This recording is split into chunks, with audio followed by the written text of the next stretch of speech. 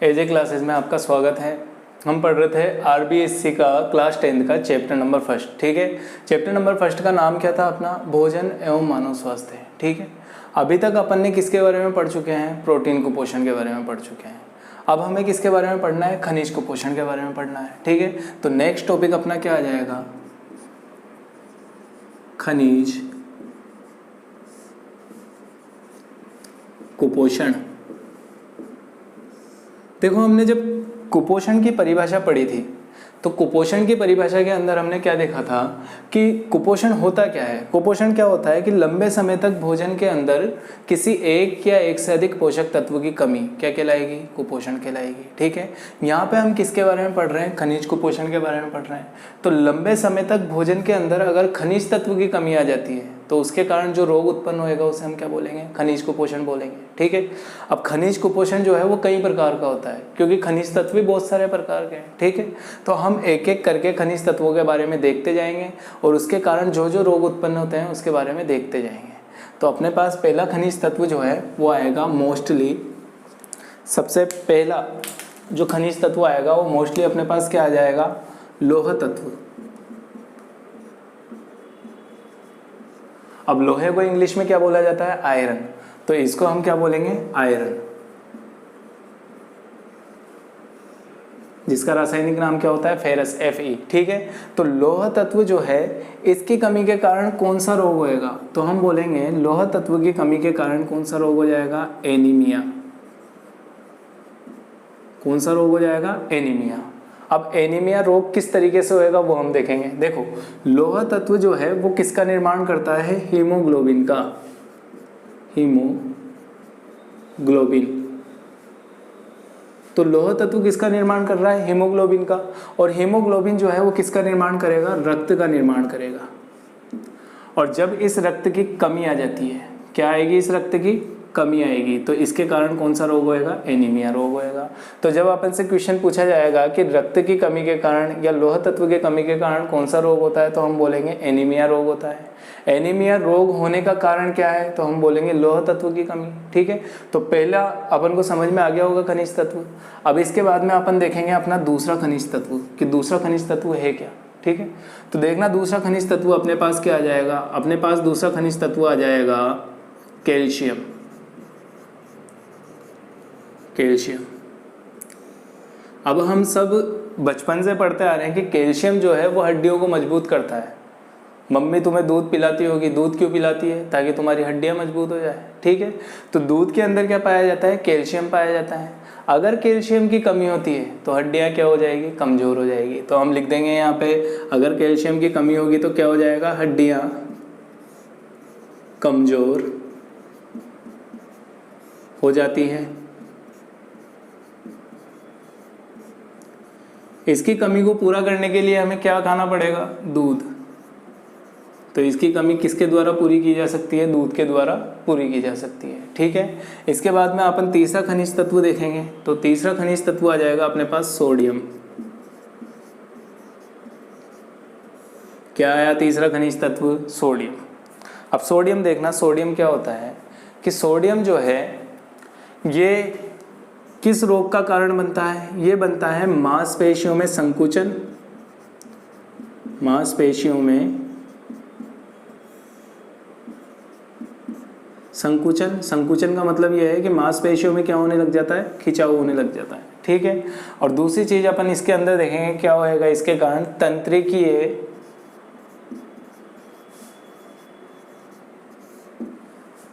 आवेगों का संचरण। संचरण यानी गमन, गति करना। संचरण रुक जाता है। तो पहली चीज तो क्या है? मांसपेशियों का संकुचन जो है वो रुक जाएगा। मांसपेशियों का संकुचन यानी कि घटना बढ़ना इनका। ठीक है, और दूसरी चीज ये कि तंत्रिकीय आवेगों का संचरण जो है वो रुक जाता है। अब तंत्रिकीय आवेगों का संचरण क्या होता है? देखो समझना, दो तंत्रिकाएं कोशिकाएं हैं ये अपने। तंत्रिका तंत्र का नाम सुना है। उस तंत्र के अंदर क्या आती है, बहुत सारी कोशिकाएं होती है, ठीक है। तो ये दो तंत्रिका कोशिकाएं हैं, इनके बीच में क्या होएगा, आवेगों का संचरण, यानी कि इससे आवेग किसके अंदर जा रहे हैं, दूसरी तंत्रिका कोशिका के अंदर। और इन आवेगों को ले जाने का कार्य कौन करेगा, सोडियम। कौन करेगा इन आवेगों को ले जाने का कार्य, सोडियम करेगा, ठीक है। लेकिन जब इस सोडियम की कमी आ जाएगी तो इसके आवेगों का संचरण हो पाएगा क्या, नहीं हो पाएगा, ठीक है। तो अपने पास इसका क्या रीजन आ जाएगा कि सोडियम की अगर कमी होती है तो तंत्रिकीय आवेगों का संचरण रुक जाता है। अगर ये संचरण रुक जाएगा तो हम बातों को भूलना शुरू कर देंगे। यानी कि जैसे कुछ बात अपन को 15 मिनट पहले याद है, वो बात हम आगे जाके भूल जाएंगे। क्यों भूले, क्योंकि सोडियम की कमी आ जाती है। ये बुढ़ापे में जाके होती है ये वाली बीमारी, ठीक है। तो इतनी चीज आ गई आप लोगों की समझ में। तो ये अपने कुछ मोस्ट हैं, एक तो लौह तत्व है, लौह तत्व के कारण हीमोग्लोबिन की कमी आती है, हीमोग्लोबिन के कारण रक्त की कमी आती है, और रक्त की कमी के कारण कौन सा रोग होता है, एनीमिया रोग होता है। पहली चीज तो ये। दूसरी चीज ये कि कैल्शियम की कमी के कारण हड्डियां क्या हो जाती है, कमजोर हो जाती है। तीसरा अपन देखेंगे सोडियम की कमी के कारण क्या होता है, मांसपेशियों का संकुचन रुक जाता है। एक और है अपने पास चौथा, आयोडीन। आयोडीन, इसे फटाफट से देख लो। तुमने चैनल के ऊपर एडवर्टाइज देखा होगा कि आयोडीन जो है वो किसके अंदर पाया जाता है, नमक के अंदर पाया जाता है। तो आयोडीन जब नमक के अंदर पाया जाता है तो इसकी कमी के कारण कौन सा रोग होता है, गलगंड रोग होता है, यानी कि गला क्या हो जाता है, फूल जाता है। अब गले के अंदर जो है वो थायराइड ग्रंथि पाई जाती है, और थायराइड ग्रंथि के अंदर क्या स्रावित होता है, थायरोक्सिन हार्मोन स्रावित होता है। तो वो जो थायरोक्सिन हार्मोन है उसे स्रावित करने का कार्य कौन करता है, आयोडीन करता है, ठीक है। तो आयोडीन जो है वो थायरोक्सिन हार्मोन का स्रावण करता है, और इसकी कमी के कारण कौन सा रोग होता है, इसकी कमी से गलगंड रोग हो जाता है। यहाँ तक क्लियर हो गया, ठीक है। तो अपने पास ये खनिज कुपोषण है पूरा का पूरा। अब इसको एक बार स्क्रीनशॉट ले लो, फिर आगे बढ़ाते हैं अपन। अब देखो अपना अगला टॉपिक कौन सा आ जाएगा। अपना अगला टॉपिक, अभी तक अपन ने किसके बारे में पढ़ा है, भोजन के बारे में पढ़ा है। अपना नेक्स्ट पार्ट क्या आएगा, मानव स्वास्थ्य। क्या आएगा नेक्स्ट पार्ट, मानव स्वास्थ्य। तो अपना अगला टॉपिक अपन लिख देंगे यहाँ पे, मानव स्वास्थ्य। क्या है नेक्स्ट टॉपिक, मानव स्वास्थ्य। अब मानव स्वास्थ्य के ऊपर एक तो अपन ने देखा भोजन का प्रभाव, कि दूषित भोजन का क्या प्रभाव पड़ रहा था, क्या प्रभाव पड़ रहा था, उसके कारण कुपोषण हो रहा था, ठीक है। अब अपन देखेंगे कि इसका प्रभाव, जल का प्रभाव, क्योंकि जल ही जीवन है, ठीक है। तो जल का प्रभाव देखो इसके ऊपर क्या पड़ेगा। तो अपना अगला टॉपिक क्या आ जाएगा इसके अंदर, जल। जल का मतलब क्या होता है, पानी। क्या हो जाएगा, पानी हो जाएगा, ठीक है। तो जल अपना अगला टॉपिक आ जाएगा। अब देखो जल जो है वो दो प्रकार का होता है, एक तो होता है स्वच्छ जल और एक होता है दूषित जल। कितने प्रकार का, दो प्रकार का, एक तो स्वच्छ जल, एक दूषित जल।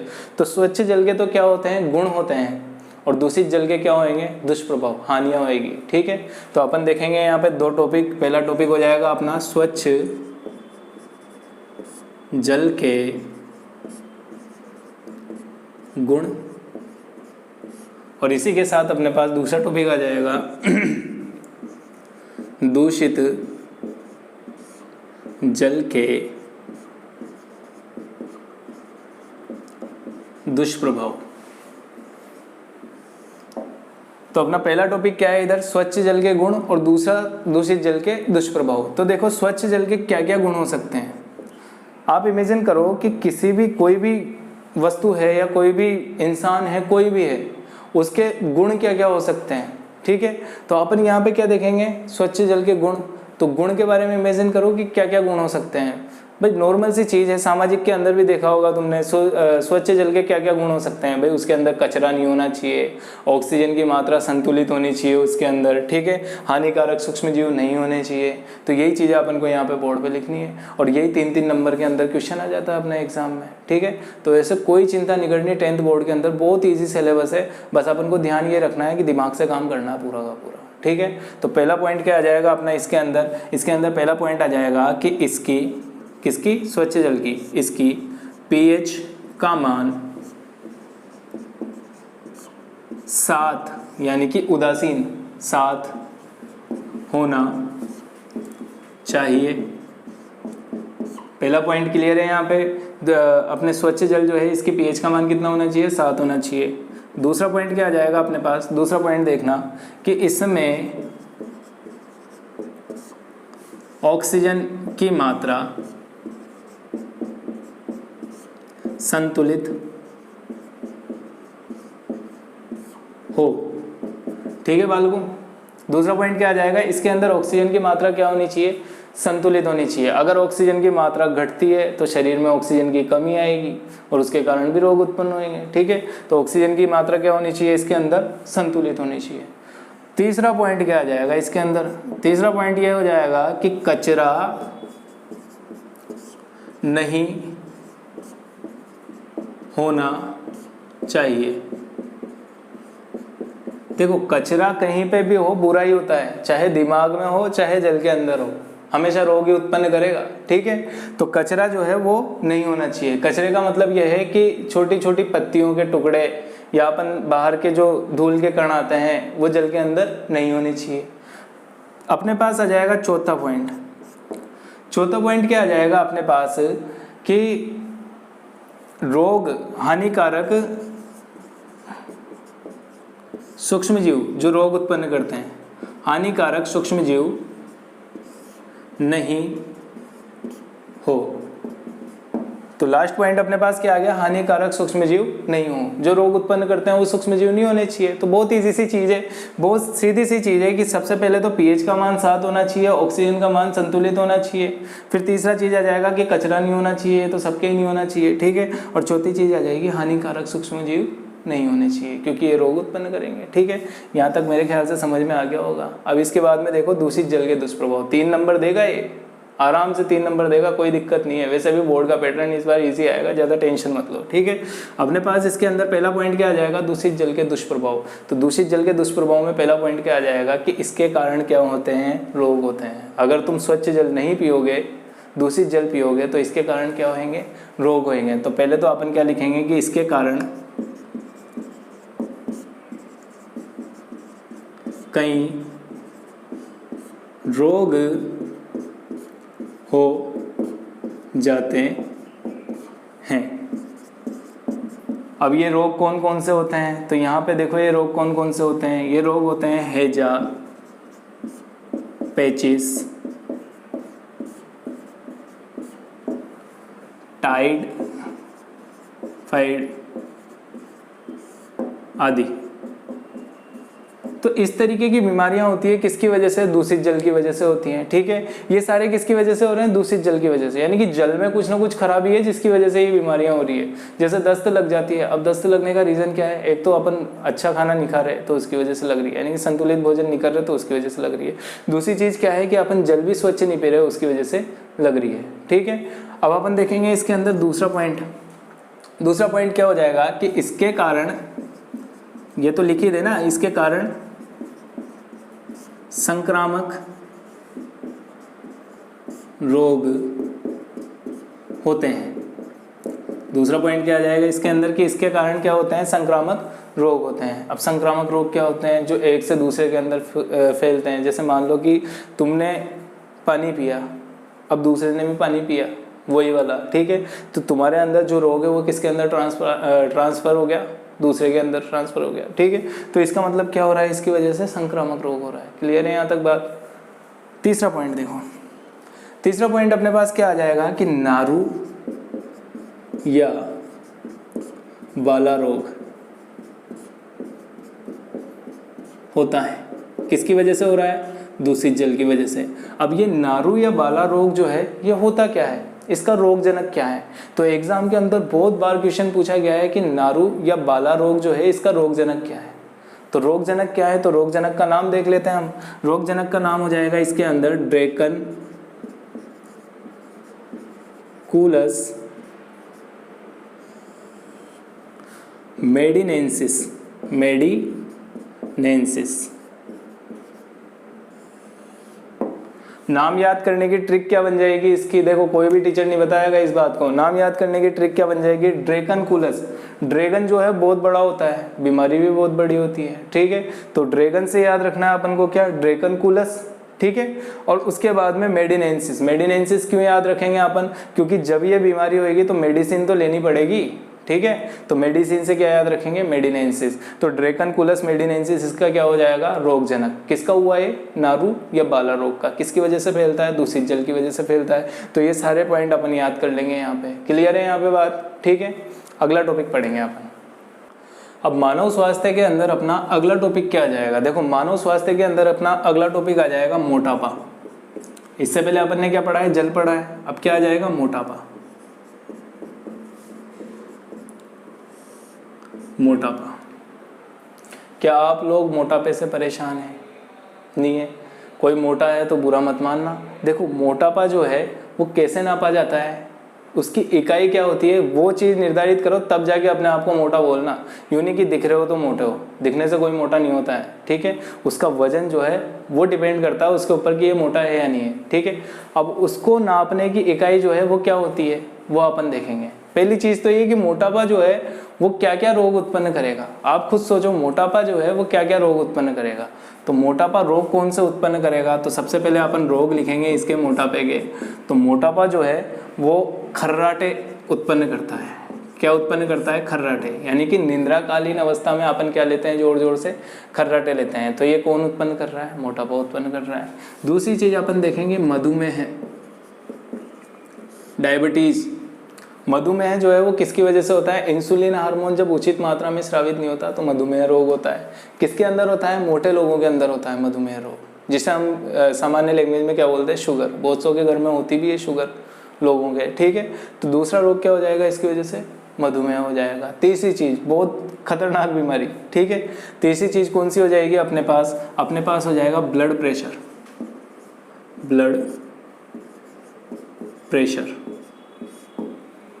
हमें तीसरी चीज क्या पता चल रही है, ब्लड प्रेशर। इसे हम इजी लैंग्वेज में बोल सकते हैं बीपी। अब बीपी जो है वो किसकी वजह से होती है, मोटापे की वजह से होती है। अब बीपी होने का रीज़न क्या है कि धमनियों की जो दीवारें रहती है वो अंदर से मोटी हो जाती है और उसकी वजह से बीपी उत्पन्न होती है। क्योंकि जब रक्त उससे स्रावित होएगा, उससे बहेगा रक्त, तो दीवारों के ऊपर ज़्यादा जोर पड़ेगा और जब दीवारों के ऊपर ज़्यादा जोर पड़ता है तभी बीपी बढ़ती है। आई बात समझ में, ठीक है। तो कौन कौन से रोग हो रहे हैं, एक तो खर्राटे आते हैं निद्राकालीन अवस्था में, दूसरा मधुमेह रोग होता है, तीसरा ब्लड प्रेशर होता है। और हड्डियाँ भी कैसी हो जाती है इसकी वजह से, हड्डियाँ भंगूर हो जाती हैं। यानी कि जब वो उठेंगे या बैठेंगे तो चट चट की आवाज़ आएगी उनकी हड्डियों में से, क्योंकि घुटने बोल जाएंगे उनके, मोटे ही इतने तो घुटने भी बोल जाएंगे, ठीक है। अब मैंने क्या बताया था स्टार्टिंग में कि मोटा है कोई इंसान या नहीं है, ये किसके ऊपर डिपेंड करेगा, एक इकाई होती है जिसके ऊपर ये डिपेंड करता है। तो उस इकाई का नाम होता है BMI। अगर इंग्लिश में याद करोगे तो अपने पास हो जाएगा बॉडी मास इंडेक्स, और अगर इसे हिंदी में याद करोगे तो बॉडी का मतलब क्या होता है, शरीर, मास का मतलब क्या होता है, भार यानी कि वजन, और इंडेक्स का मतलब क्या होता है, सूची यानी कि सूचकांक। तो हम किसी का भी वजन किससे नापते हैं, शरीर भार सूचकांक से नापते हैं, ठीक है। अब मोटापे को नापा किस तरीके से जाता है तो वो देख लेना। मोटापे को नापना, तो इसे नापने के लिए अपन को क्या करना पड़ता है कि अपना जो वजन है शरीर का, कितना भी वजन हो किसी का, ठीक है, तो अपना जो वजन है शरीर का उसमें भाग देना रहता है अपन को पूरी लंबाई के वर्ग का, ठीक है। तो यानी कि भार में लंबाई के वर्ग का भाग देकर, तो मोटापा किस तरीके से नापेंगे अपन, किसी का भी कोई भार है, जैसे किसी का 40 किलो का वजन है, अब उसके 40 किलो के वजन में अपन भाग किसका देंगे, उसकी लंबाई निकाल लेंगे, 4 फुट उसकी लंबाई है तो उसका वर्ग करके और उसका भाग दे देंगे, तो उसका क्या आ जाएगा, अपने पास वजन आ जाएगा, यानी कि मोटापा पता चल जाएगा अपन को। अब वो मोटा है या नहीं है वो कैसे पता करेंगे, देखो इधर कैसे पता करेंगे।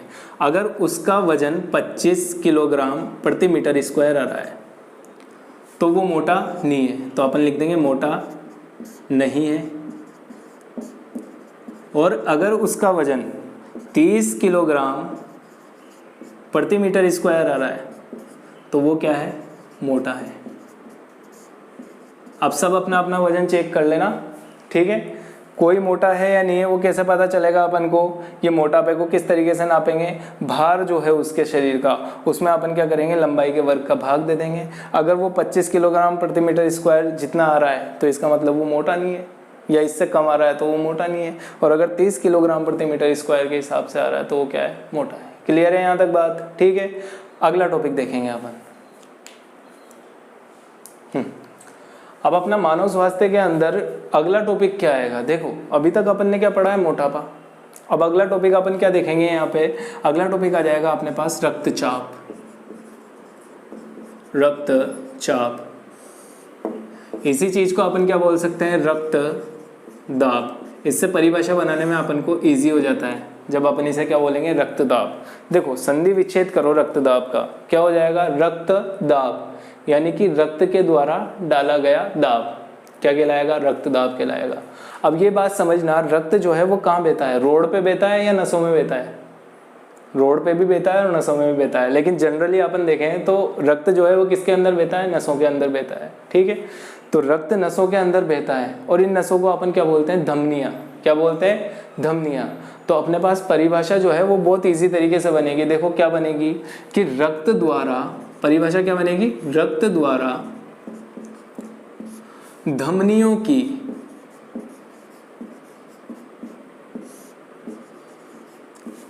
अब धमनियों की जो है वो कौन सी वाली दीवारों पे डालेगा, बाहर से तो बहेगा नहीं रक्त, कहाँ से बहेगा, अंदर से, धमनियों के अंदर से। तो अपन क्या लिखेंगे कि रक्त द्वारा धमनियों की आंतरिक दीवारों पर डाला गया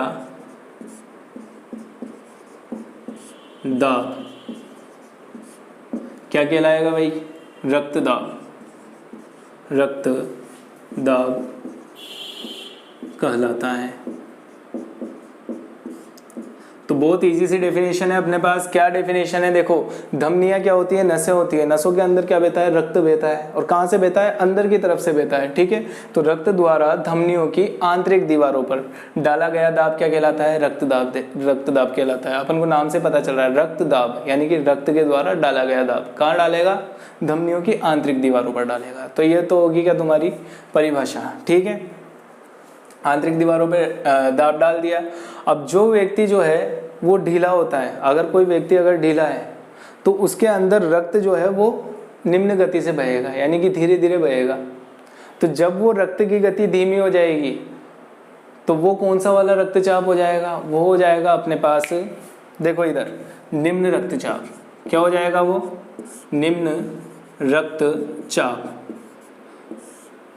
अब देखो निम्न रक्तचाप की परिभाषा क्या बनेगी कि धमनियों की जो दीवारें हैं, इसी से परिभाषा बनेगी पूरी की पूरी, कि धमनियों की जो आंतरिक दीवारें हैं अगर इसके ऊपर कम दाब डाला जाए तो क्या हो जाएगा, निम्न रक्तचाप हो जाएगा, और अगर इसकी दीवारों पर अधिक दाब डाला जाए तो क्या हो जाएगा, उच्च रक्तचाप हो जाएगा। तो परिभाषा क्या बन जाएगी कि धमनियों की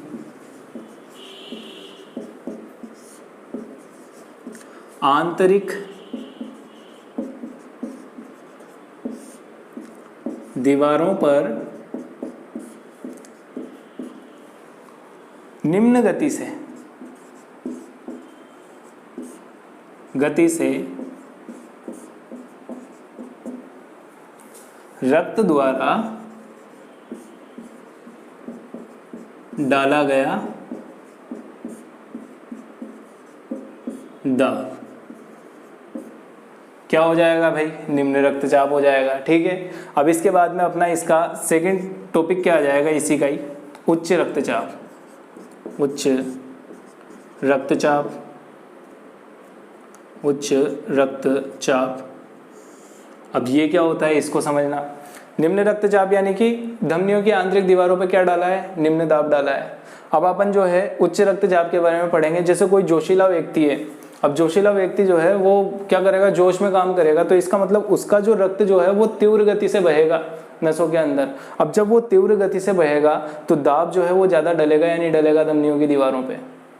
कि जैसे मान लो कि कोई पानी का पाइप है, इस पाइप के अंदर से एक तो स्लोली पानी बह रहा है, तो यानी कि दबाव ज़्यादा नहीं है नलची के ऊपर, ठीक है। और अगर मान लो इस नलची के अंदर से तीव्र गति से बह रहा है पानी, तो अपन को महसूस होएगा कि दबाव जो है वो ज़्यादा है। किसके ऊपर? आंतरिक दीवारों के ऊपर। तो जब रक्त जो है वो तीव्र प्रवाह से बहेगा तो दीवारों के ऊपर दबाव ज़्यादा डलेगा, तो उसे हम क्या बोलेंगे? उच्च रक्तचाप बोलेंगे। तो देखो यहाँ पे धमनियों की आंतरिक दीवारों पर